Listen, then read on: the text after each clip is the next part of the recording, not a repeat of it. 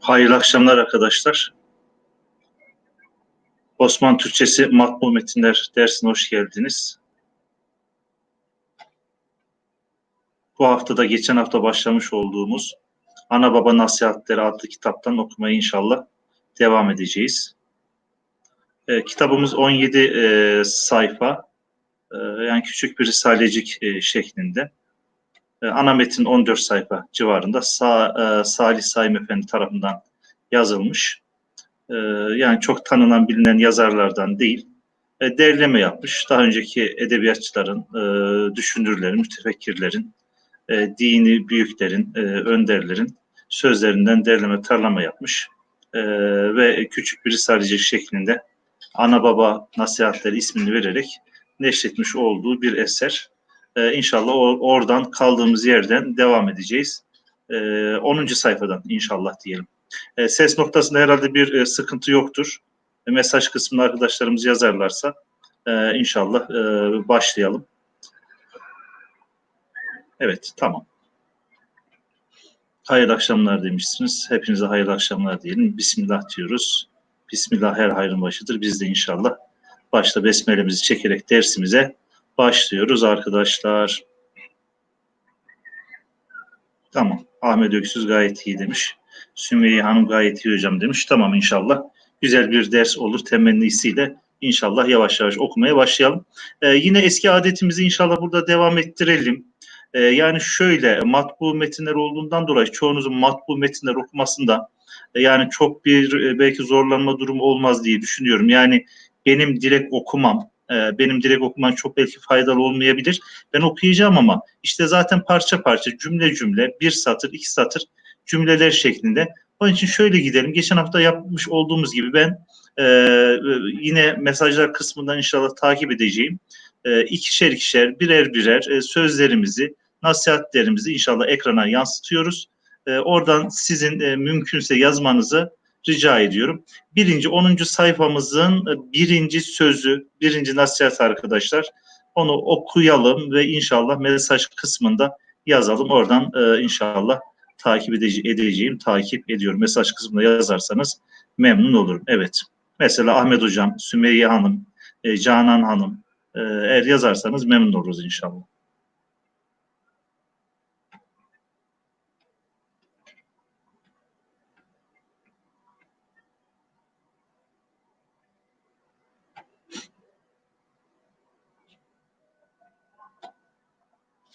Evet, herhalde yazılıyor.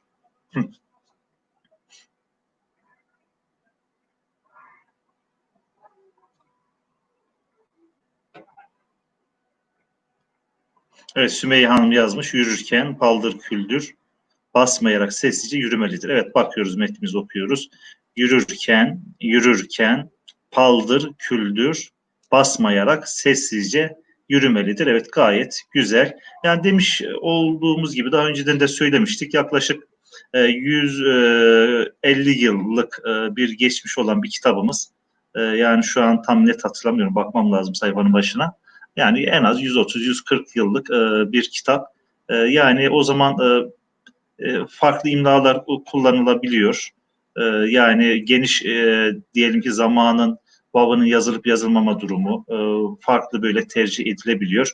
Onun için yürürken derken mesela biz şu an yürürken'i yazarsak iki R'nin arasına bir vav koyuyoruz. Fakat orada tercih edilmemiş dediğimiz gibi yani şu anki mesela Türk Dil Kurumu nasıl ki zaman bazı kelimelerin imlasında yazımında farklı böyle tercihler yapabiliyor. Farklı tercihler öne sürebiliyor. Şu şekilde yazılsın, imla edilsin tarzında. Osmanlı'da da bazı kelimeler değişik zamanlarda, bazı ekler değişik zamanlarda değişik şekillerde yazılmışlar diyelim. O şekilde bir izah yeterli diye düşünüyorum. Evet, yürürken paldır, küldür. Mesela paldır derken y'yi yazmamış, küldür derken mesela vav'ı yazmış. Yani o şekilde dediğimiz gibi aynı ekin aynı şekilde farklı telaffuzu bile olsa aynı ekin aynı şekilde yazımı diye bir kural ve kaidemiz var. Dırdır eki diye düşünürsek paldır, küldür. Burada herhangi bir ünlü kullanılmamış fakat burada vav kullanılmış. Basmayarak sessizce yürümelidir. Mesela sessiz kelimesinin yazımında da yani üniversitede bize şöyle öğretmişlerdi. 3 tane S yan yana gelirse 2 S'yi ayırıp 3. S'yi bağımsız olarak yazabiliyoruz arkadaşlar. Böyle bir imla kuralımız da var diyoruz. Evet, diğer sözümüze geçiyoruz. Yine siz okurken ben takip ediyorum. İkinci belki de okuyanlarımız olmuştur. Evet, Sadık Hocam dersimize katılmış. Ona da hoş geldin diyoruz. Evet, Koyulhisar'dan inşallah. Hoş geldiniz Sadık Hocam aramıza. Evet, ikinci sözü inşallah okumaya, yazmaya gayret edelim. İkinci nasihatimizi.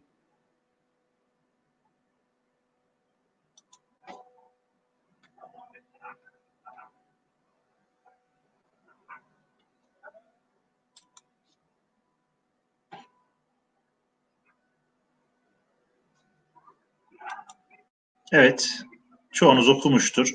Çok da zorlanacağınız bir cümle değil. Onun için ben okuyorum. Siz inşallah takip edin. Sallana sallana yürümek, mütekebbir sözünü davet etmektir. Yani insan sallana sallana yürürse karşıdaki insanlarda farklı çağrışım yapabilir. Yani bu bir büyük denen kibirli bir insan sözünü bize söyletebilir. Onun için sallana sallana yürümek Osmanlı toplumunda, Türk toplumunda çok demek ki kabul görmemiş bir davranış. Şöyle sallana sallana kelimesini okurken şunu hatırladım. Liselere Osmanlı Türkçesi kitabını hazırlarken 12. sınıflar ve 11. sınıflar, şu an hatırlayamıyorum hangi kitaba o çalışmayı yaptık. Orada hani Türkçe nasıl ki başka dillerden kelime almış, özellikle Arapçadan ve Farsçadan kelime almış. Bunun karşılığı olarak Türkçe çok dillere, özellikle Arapçaya, Farsçaya, Kafkaslardaki ve Balkanlardaki dillere çokça kelime vermiş. Farsçaya geçen kelimeler içinde özellikle bu sallana sallana kelimesi dikkatimi çekmişti. Biz mesela Farslardan aheste aheste kelimesini almışken onlar bizden sallana sallana kelimesini biraz daha ince söylenişiyle almışlar. Sallane sallane şeklinde sinle yazıyorlar. Onlar da bizim gibi 2 defa tekrar etmişlerdi. O kelime özellikle dikkatimi çekmişti. Yani biz onlardan aheste aheste kelimesini alıyoruz. Fakat onlar bizden ne yapıyorlar? Aheste ahestenin karşılığında sallana sallana kelimesini alıyorlar. Yani dil böyle yaşayan bir canlı gibidir. Yani diller arasında iletişim vardır, diller arasında alışveriş vardır. Ticaret erbabında olduğu gibi dillerinde kendine has bir neyi vardır? Kendi içinde alışverişi vardır. Sallana sallana kelimesi bizim aheste aheste kelimesini almış olduğumuz Farsçaya aheste aheste kelimesini karşılığında vermiş olduğumuz bir kelime olarak ne yapabiliriz? Düşünebiliriz. Evet, Ahmet Öksüz arkadaşımız yazmış. Salına salına yürümek, mütekebbir sözünü davet etmektir. Salına salına sallana sallana şeklinde okursak daha güzel olur diye düşünüyorum ki doğru olanı da odur. Sallana sallana zaten salına salına e, aynı anlama geliyor. Bazen okurken böyle gözümüzden kaçabiliyor. Ben de bazen okuyorum. Daha sonradan videoyu takip ederken ya diyorum bu kadar basit bir kelimeyi nasıl yanlış okumuşum diye öyle anlık bir yanlış okuma durumu olabiliyor arkadaşlar. Evet, 10. sayfamızda 3. ve 4. nasihatlerimize geçtik arkadaşlar. Burada şöyle yapalım. İsteyen 3. Sözü okusun, çevirsin, yapsın. İsteyen de 4. sözü okusun ve çevirsin, yapsın. Biraz 4. nasihatte biraz böyle okumakta belki zorlanacağımız kelimeler var. Ben 3. ve 4. belki 4. 5. olabilir sıralamayı karıştırmış olabilirim. Evet, bu sıradaki nasihatleri inşallah mesaj kısmınıza yazmanızı istiyorum arkadaşlar. Şöyle kendimi de ekrandan alayım. Biraz metni büyüteyim arkadaşlar.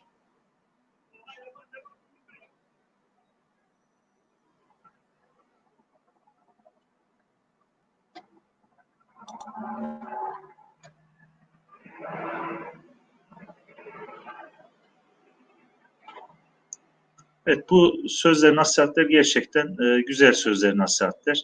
Belki zaman içinde zamana bağlı olarak bazı davranışlar değişebiliyor. O zaman yanlış karşılanan davranışlar şu an normal karşılanabiliyor ama Yani %90'dan ziyade hala buradaki nasihatler şu andaki toplumun değer yargılarına uygun, dikkat edilmesi gereken nasihatler olarak ne yapabiliriz? Bakabiliriz arkadaşlar.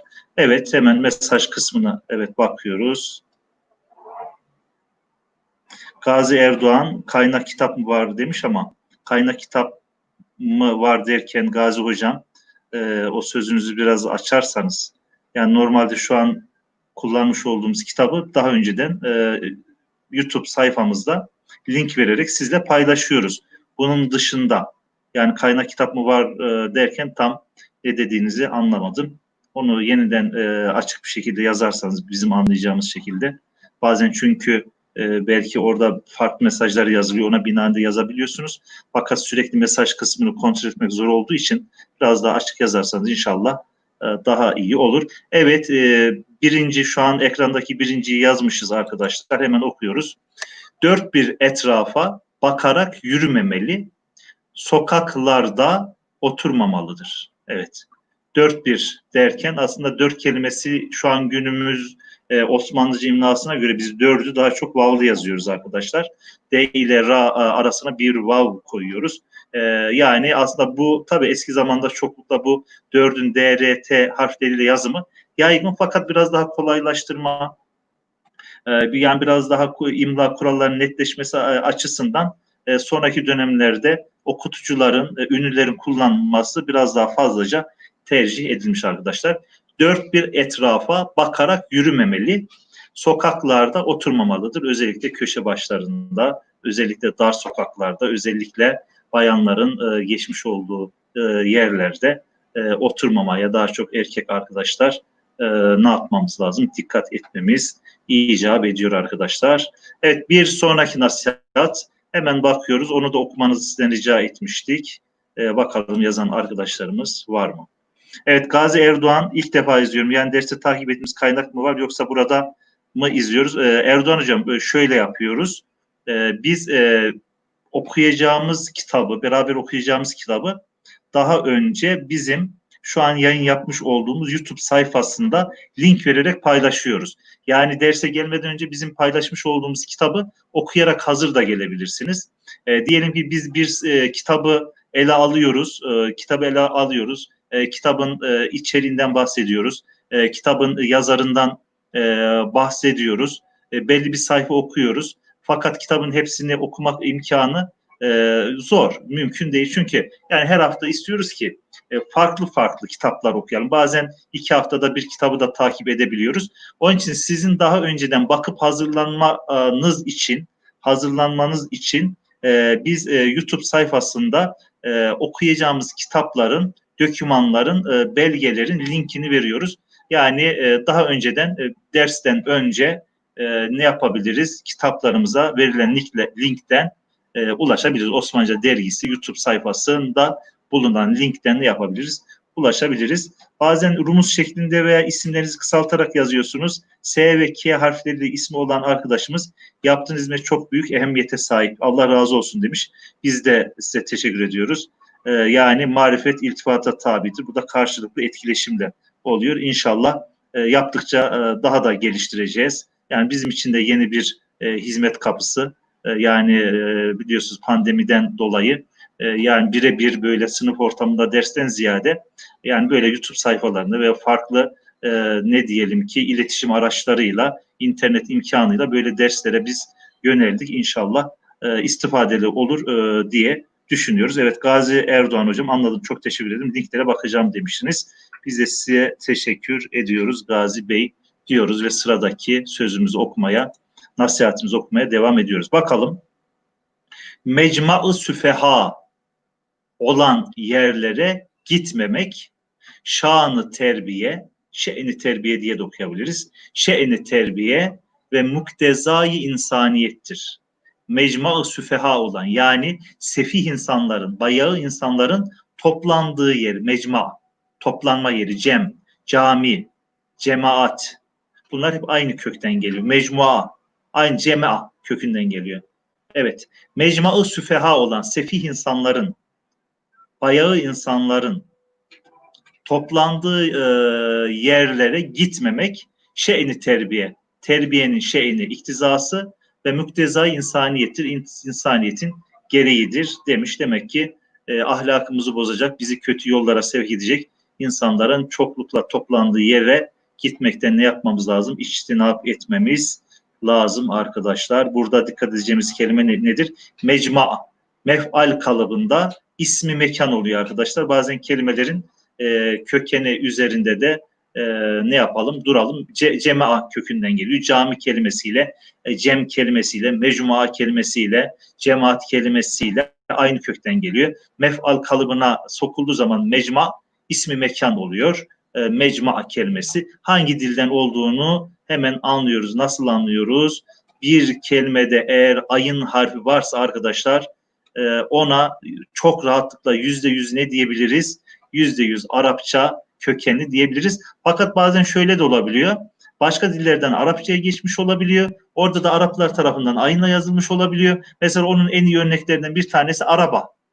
Arabacı kelimesi, araba kelimesi aslen köken olarak Arapça değildir. Fakat Araplar araba kelimesini ayınla yazarlar. Onun için bizim eski metinlerimizde araba kelimesi bazen Arap imlasına uygun olarak ayınla yazıldığı gibi bazen Türk imlasına uygun olarak elifle de yazılabiliyor arkadaşlar. Evet, bir sonraki söze geçiyoruz. Biraz istiyorsanız hızlanalım arkadaşlar. Şöyle ben okumadan önce yine de size göz atıp rahat okumanız için veya okunmanız için bir süre tanıyalım. Burada Arapça özellikle çokluk kalıplarında ne diyelim çokça müştak kelime var. Onun için beraber okuyalım. Sıla-i rahim etmeli. Yani akrabaları ziyaret etmeli. Sıla-i rahim nedir? Akraba ziyareti. Sıla-i rahim etmeli. Şu tamlama, parça tamlama şeklinde okuyoruz. Ehibbayı yani sevdiklerimizi, dostlarımızı, ulemayı yani alimleri, sulehayı yani salih kimseleri, estikayı yani dostlarımızı ziyaret etmelidir. Evet, burayı bir daha okuyoruz. Sıla-i rahim etmeli, ehibbayı, ulemayı, sulehayı, estikayı ziyaret etmelidir arkadaşlar. Arapça malumunuz olduğu üzere çekimli bir dil arkadaşlar, bükümlü bir dil arkadaşlar, kalıplar var. O kalıplara kelimeler girdiği zaman o kalıbın icabı olarak zait harfler yani bizim Türkçedeki karşılığı belki ek olan harfler kelimenin başına da gelebilir, kelimenin ortasına da gelebilir, kelimenin sonuna da gelebilir. Biz bunlara burmalı diller diyoruz, çekimli diller diyoruz arkadaşlar. Ve Arapçada 30'a yakın arkadaşlar çokluk kalıbı var.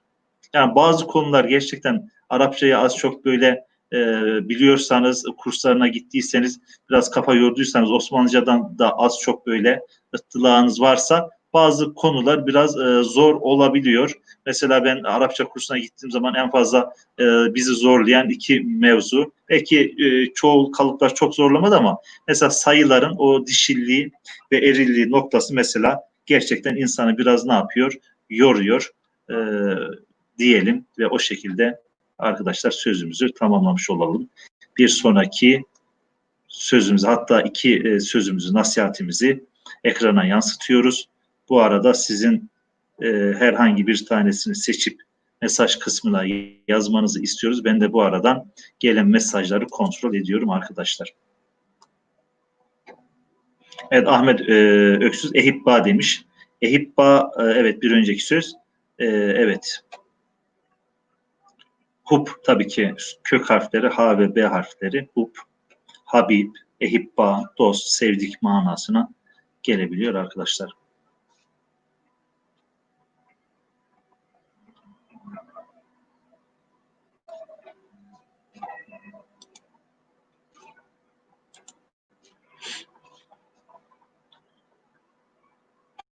Evet arkadaşlar okuyorum. Zaten okumuşsunuz. Burada çok zorluk yaşayacağınızı düşünmüyorum. Bir kimseyi medih, yani işte bizim üç köklü Arapça kelimeleri, üçü de ünsüz olan kelimeleri telaffuz noktasında biraz zorluk yaşıyoruz. Onun için genelde ne yapıyoruz? İkinci kök harfinden sonra arkadaşlar bir i koyabiliyoruz. Mesela fikir, zikir demiyoruz da fikir, zikir diyoruz. Burada meth telaffuzda biraz zorlandığımız için buraya ne yapıyoruz? Bir i katıyoruz ve medih diyoruz. Bir kimseyi medih veya zem ederken, etmek, itmek şeklinde elifiye ile yazılır. İderken pek ileriye eski telaffuza göre yazılmış. İleriye gitmemelidir. Evet, yani dostlukta da ve düşmanlıkta fazla ileriye gitmemeli.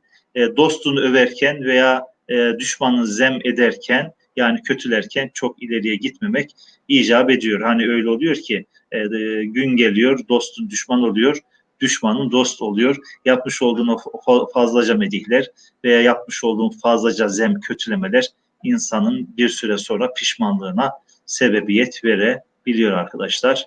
Yani büyüklerin sözleri sözlerin büyüğüdür. Duymuşsunuzdur, meşhur bir söz var.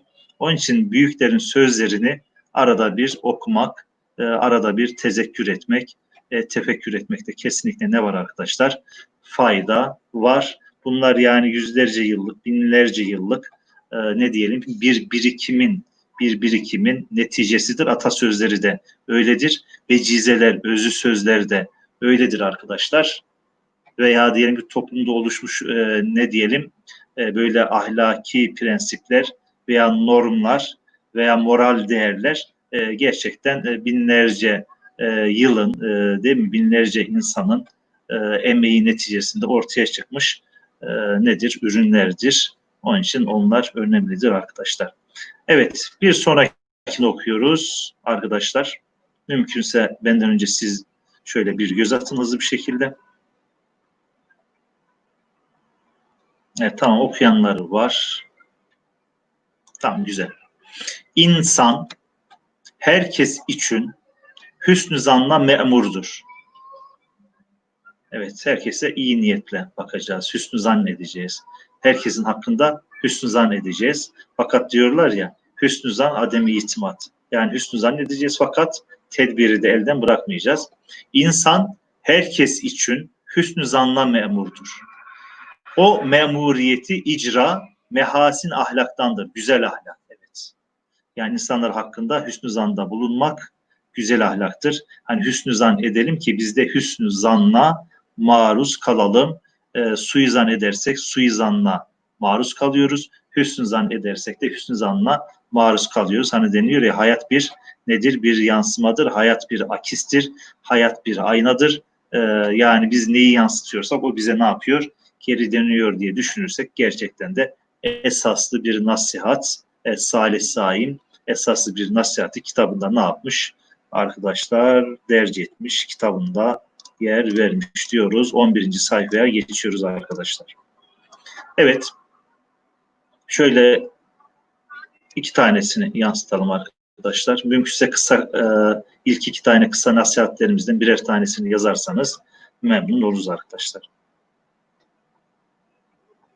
Mehasin ahlakından mıdır, mehasin ahlaktan mıdır? Sanki Sümeyye Hanım mehasin ahlaktandır diye hatırlıyorum ama yanlış da hatırlıyor olabilirim. Ek kısmına bakmak lazım, geri dönmeyelim ama mehasin ahlaktandır. Evet.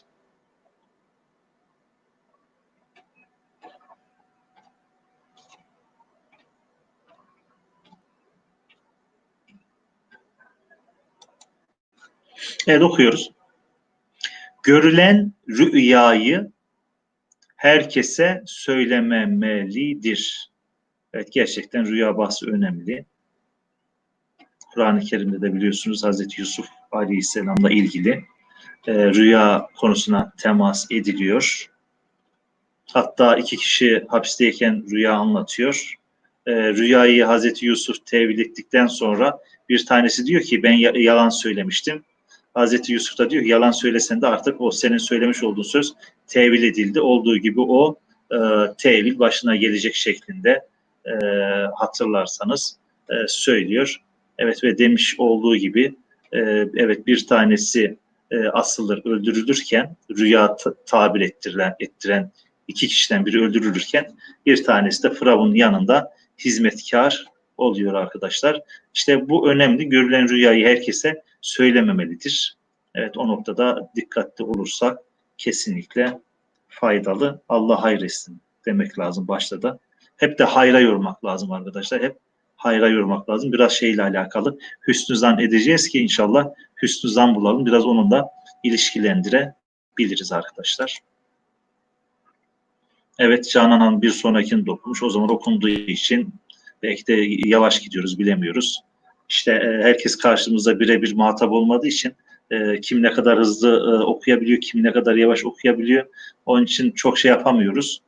Karar veremiyoruz. Bir orta yolu tutmaya çalışıyoruz ama bu yolumuz bazıları için yavaş olabiliyor, bazıları için hızlı olabiliyor. Artık arkadaşlar idare edeceğiz bu şekilde. Evet, ırz ve namus uğrunda can feda etmelidir. Evet, ırz ve namus uğrunda can feda etmelidir. Evet, insanın ırzı ve namusu insan için hayati derecede önemlidir. Elbette ırzımız ve namusumuz ne yapacağız?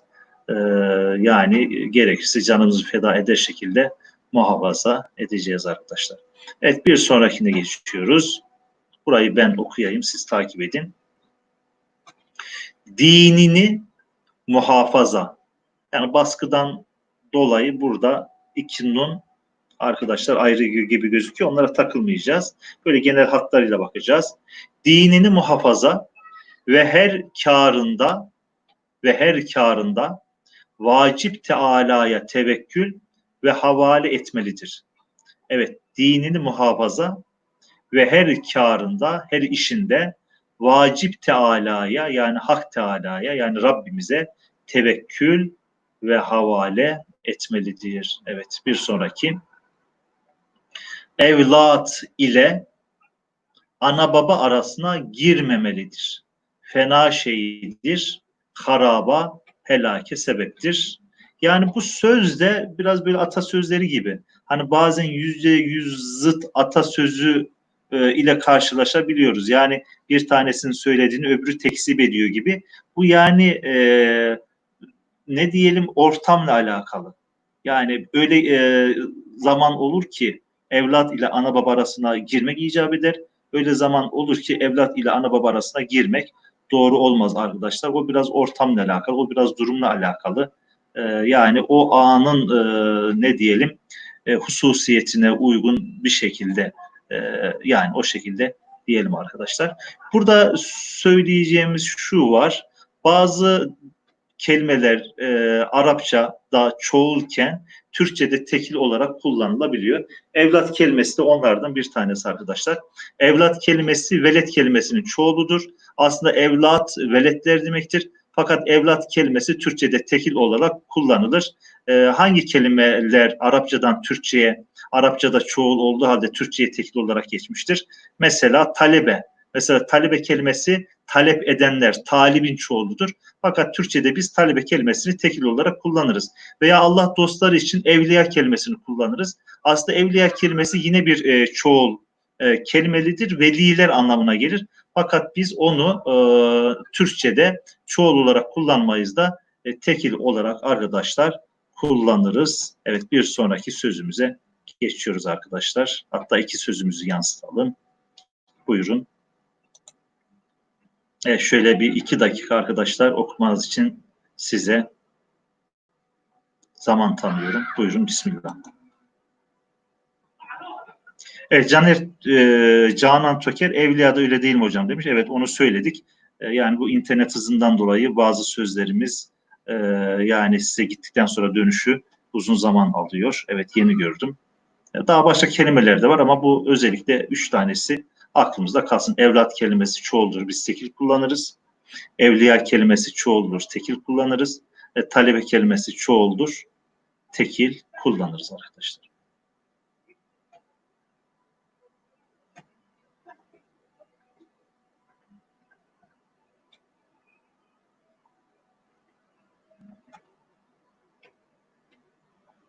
Evet, o ilk sözdeki ikinci kelimeyi ismi fail kalıbında okuyoruz arkadaşlar. İsmi fail kalıbında okumak ne demek? Fail. Evet, fail kalıbına uygun okumak. Yani birinci hecede uzun ünlü var. Yani A'yı uzun okuyacağız arkadaşlar. Yani kizbi diye okumayacağız, kezbi diye okumayacağız. Fail kalıbına uygun yani kazip şeklinde okumaya gayret edeceğiz arkadaşlar. Evet, okuyalım. Vaadinde kazip olmamalı. Uhdesinden gelinemeyecek şeyi vaat etmemelidir. Evet. Vaadinde, sözünde kazip olmamalı, yalancı olmamalı. Verdiği sözü yerine getirmeli. Uhdesinden gelinemeyecek, yani altından kalkamayacağı şeyi vaat etmemelidir. Evet, bir sonraki. Bu esnai kelam tamlamasını hatırlarsanız geçen hafta 3-4 yerde görmüştük. Çoklukla kullanılan bir tamlamamız, Farsça bir tamlama şekli. Esnai kelamda. Şuradaki 3 nokta var. Fakat 3 nokta böyle biraz tabii ki baskı kalitesiyle alakalı olabilir. Üst üste 2 nokta gibi çıkmış arkadaşlar. Esnai kelamda tezyini sohbet ve izzeti nefs için kizbi ihtiyar etmemelidir. Bir daha okuyorum. Esnai kelamda. Aradaki y arkadaşlar tamlama eki. Farsça aradaki tamlama ünlüsü veya tamlama eki olarak düşünelim. Esna kelimesi sıra anlamında. Zaman. Kelam söz. Yani konuşma sırasında, konuşma esnasında tezyini sohbet ve izzeti nefs için sohbeti süslemek ve izzeti nefs için, yani kendini böyle yüksek göstermek için kizbi, yani yalanı ihtiyar etmemelidir. Evet, neyse bu arkadaşlar. Yani neyse o, olduğumuz gibi. Evet, yani insanları etkilemek için yani sözü çok abartılı kullanmak doğru değildir. İnşallah içinizde avcı yoktur. Hani avcıların bu tür şeyleri abartılı sohbetleri meşhurdur veya defineciler için anlatırlar. Yani definecilerin ve avcıların böyle tezyini sohbet ve izzeti nefsi için böyle direkt yalan da demeyelim de abartılı söze kaçma yönleri nedir? Çok fazladır. Tabii onlar abartılı. O abartının dozu önemli. Burada abartı demiyor ama o aklımıza geldi. Kizbi diyor. Yani kendimizi fazla göstermek için, kendimizi farklı göstermek için, sözümüzü süslemek için olmayan şeyleri kesinlikle ne yapmamamız lazım? Söylemememiz lazım arkadaşlar. Hani Müslüman yani farklı günahlar işleyebilir. Keşke işlemesi ama yani hani Peygamberimiz Aleyhisselam buyuruyor ya, yani Müslüman belki şunu yapabilir, belki Müslüman şu hatayı yapabilir, belki Müslüman şu günah işleyebilir. Fakat yapmaması gereken en büyük nedir? Günah nedir? Yalandır arkadaşlar. Yalan gerçekten çok şeni bir adettir. Yalancılık çok şeni bir haslettir. Hayatımızdan kesinlikle ne yapmamız lazım? Çıkarmamız lazım arkadaşlar. Evet, mübalağa. Ahmet Hocam mübalağa demiş. Evet, mübalağa diyelim.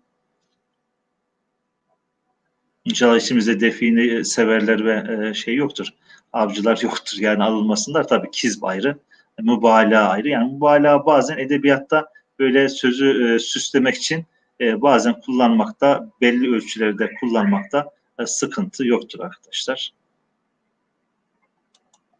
Evet, devam edelim. Sohbet esnasında sağır kimse ile konuşur gibi yüksek ses ile tekellüm etmemeli. Tekellüm etmek, konuşmak. Tekellüm etmemeli, konuşmamalı. Sohbet esnasında sağır kimse ile konuşur gibi yüksek ses ile tekellüm etmemeli.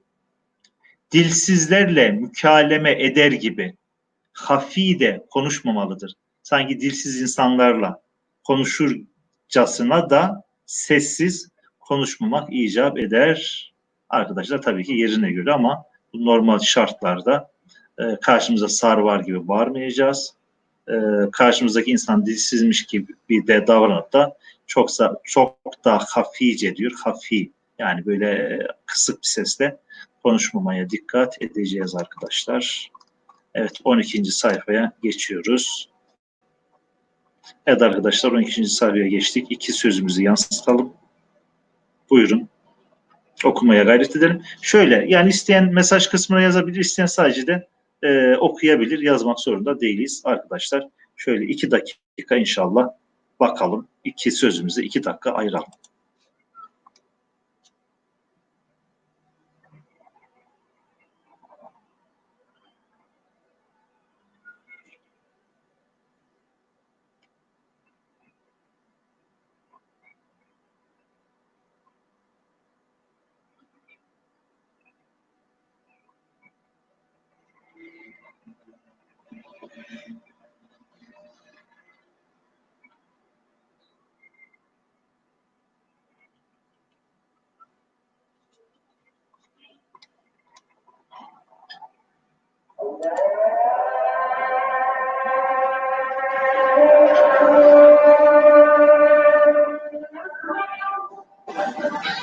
Evet arkadaşlar, okuyalım. Bir şeyi nakl ederken velev ki ahsen olsun, kimden işittiğini söylememelidir. Yani güzel bir söz de duysak birisinden birine naklederken kimden duyduğumuzu söylemememiz icap ediyor. Yani belki biz güzel bir söz naklediyoruz fakat o nakletmiş olduğumuz güzel insanın o güzel sözü bazen o insanın aleyhine farklı ortamlarda kullanılabilir. Herhalde kastedilen odur diye düşünüyorum. Evet, bir sonraki söz hukuka riayet, dostane. Evet, bir daha alıyoruz. Hukuka riayet, dostane, küberaya yani büyüklere, ulemaya yani alimlere hürmet insan için vacibe-i zimmettir. Yani insanın kesinlikle yapması gereken nedir? Bir davranıştır. Yani başka insanların hukukuna riayet, sadece insan değil, hayvanların, bütün mahlukatın hukukuna riayet, dostane davranmak, küberaya yani büyük insanlara, itibarlı insanlara, eşrafa, ulemaya yani alimlere hürmet insan için vacibe-i zimmettir. Yani her an takılması gereken bir tavırdır şeklinde çevirmemizde bir sıkıntı yok. Evet arkadaşlar, 2 tane sözü yansıtıyorum. Bu 2 tane sözü mümkünse mesajlar kısmından takip edeceğim. Oradan yani okuyup da oraya yazmanızı rica ediyorum arkadaşlar. Evet, Ahmet Öksüz hukukta hak kelimesinin evet çoğulu.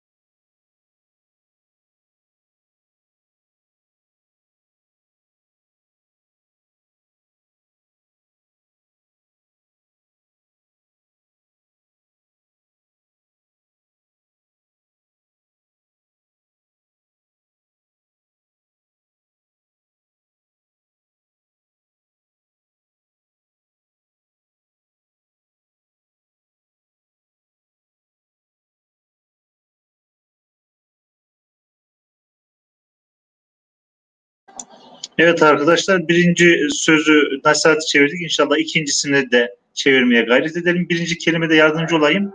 Telebbüs yani giyinirken, libası giyinirken.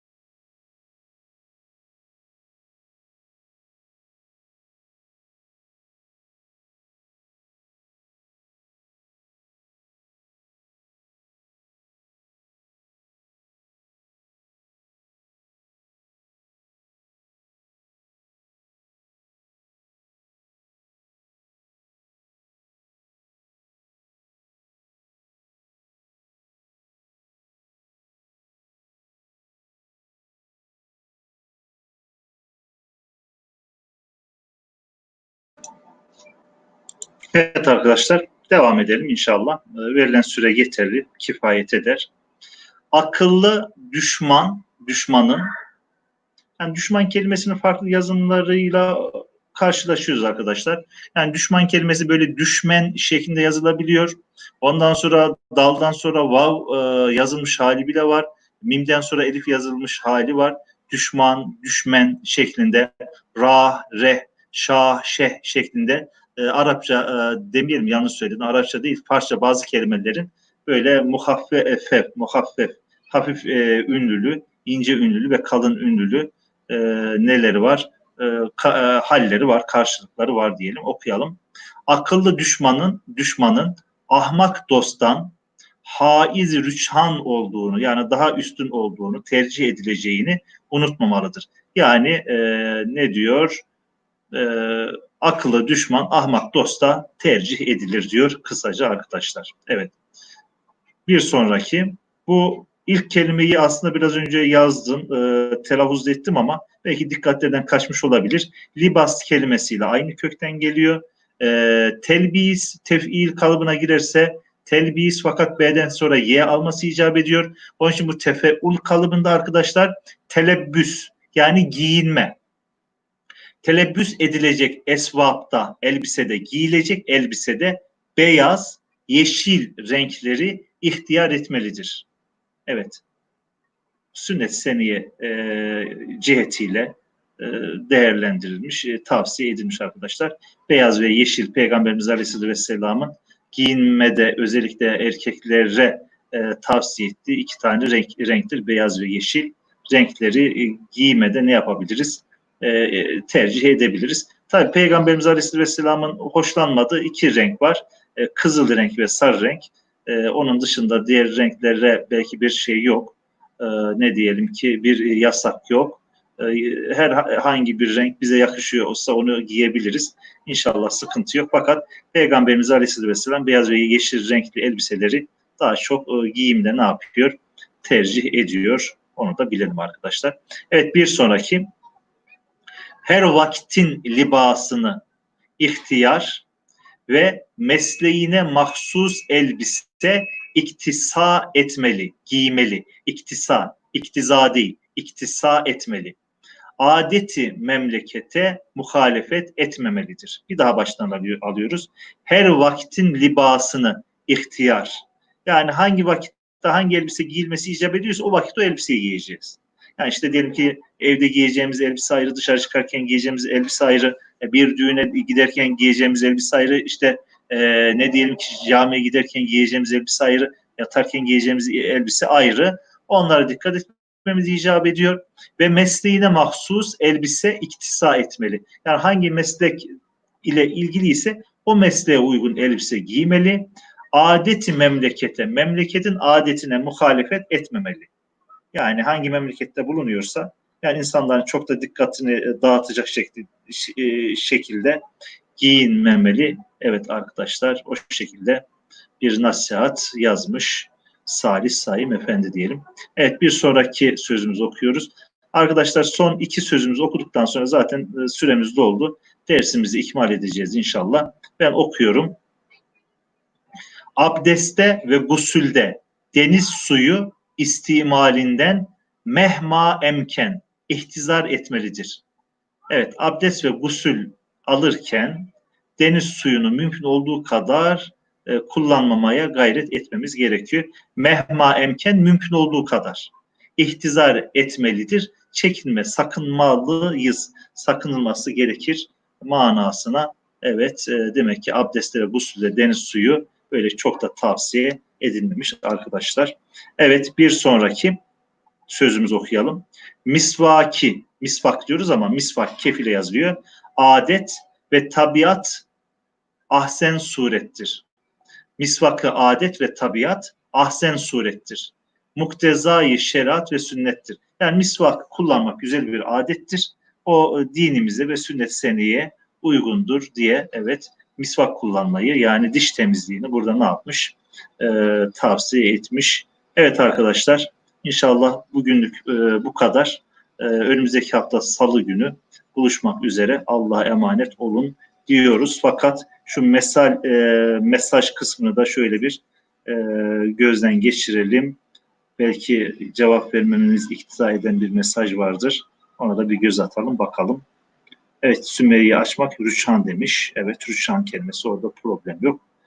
Evet, Nur katibi telebüs demiş. Evet, güzel, tamam. Evet, Allah sizden de razı olsun. Hayırlı akşamlarınız olsun işte inşallah. Allah'a emanet olun. Önümüzdeki hafta yeni bir kitap ile buluşmak üzere. Hayırlı akşamlar arkadaşlar.